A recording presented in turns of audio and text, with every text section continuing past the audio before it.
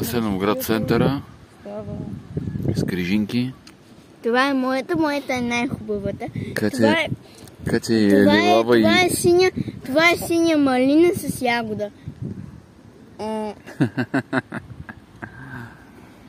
А на тази скрижината му е пъпиш и киви. На него не му е бъде. Най-вкусната.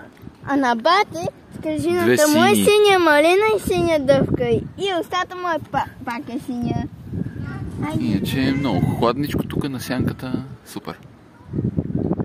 Центъра на Асеновград е прекрасен. Ние много си го обичаме и редовно идваме на разходка до тук. Ами? По-редовно се разхождаме на главната. Това беше 2 лева.